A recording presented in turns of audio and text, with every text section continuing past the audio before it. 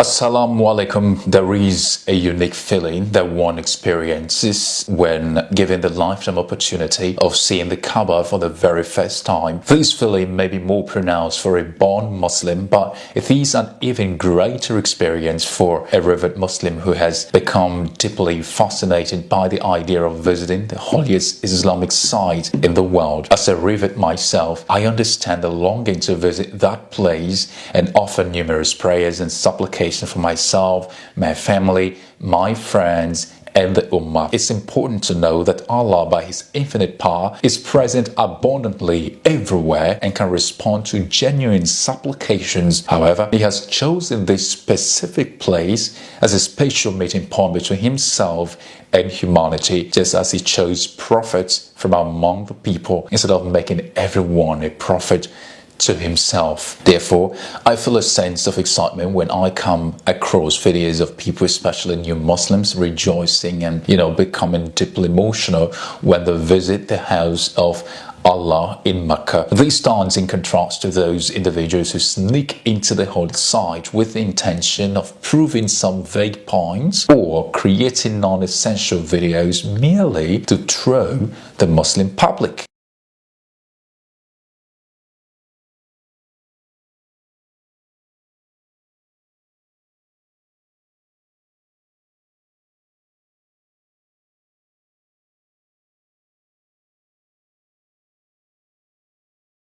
This video is relatively brief, yet it effectively showcases the immense power of fulfillment when one significant dream is realized. Among the 5 pillars of faith is the pilgrimage to Mecca, which grants the rare opportunity of beholding the Kaaba, the house of Allah. Even before embracing Islam, I had envisioned this experience. By the will of Allah, I intend to visit His sacred house before the end of the upcoming year, inshallah. Another noteworthy video portrays a group of individuals reveling in the bliss of prayer within Masjid al-Haram.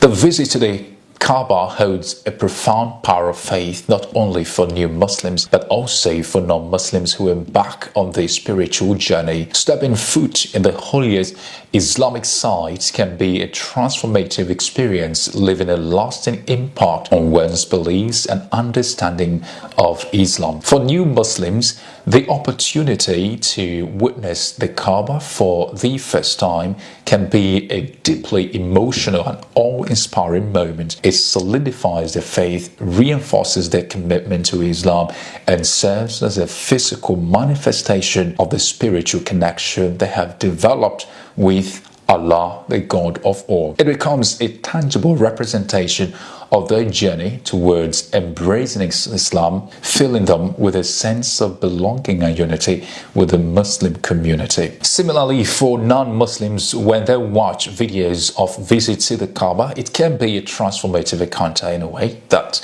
perhaps opens their hearts and minds to the beauty and depth of the Islamic faith. It offers them a glimpse into a sacred space that holds immense significance for millions of believers around the world. The sheer magnitude of devotion and reverence exhibited by the pilgrims can be awe-inspiring, leading to a newfound appreciation and understanding of Islam. The experience may spark curiosity, prompting non-Muslims to delve deeper into the teachings and principles of the religion, ultimately fostering greater interfaith dialogue and basically understanding. Assalamu alaikum wa rahmatullah. My brothers and sisters, in Mecca and Medina, there are places known as Al-Haram. The masjid is known as Al-Haram in Mecca, Al-Masjid Al-Haram, and in Medina it's known as the Haram. Al-Masjid Al-Nabawi is known as the Haram. And then there is an area in the city of Mecca and the city of Medina, which is Haram from a certain place to a certain place. So the entire city is also known as the Haram city.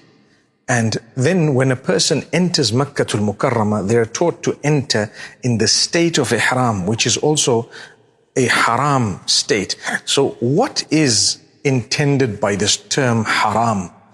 Haram actually means prohibited. So it's a prohibited city, it's a prohibited condition, it's a prohibited place, and it's a prohibited mosque.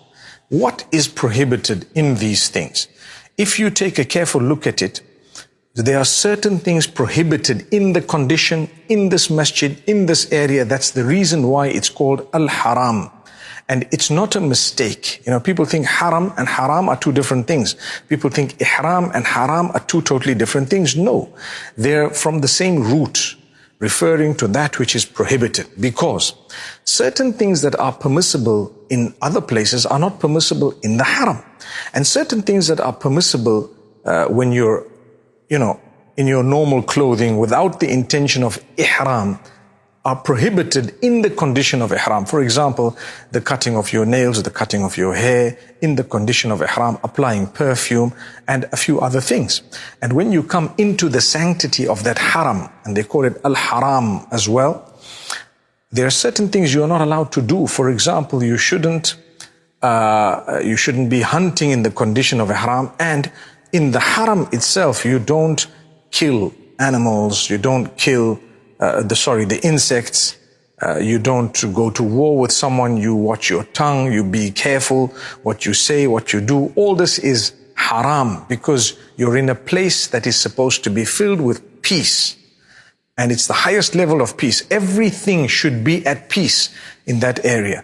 That's the idea of this term haram, that is referring to the condition or the state you're in when you're going to engage in the pilgrimage, major or minor.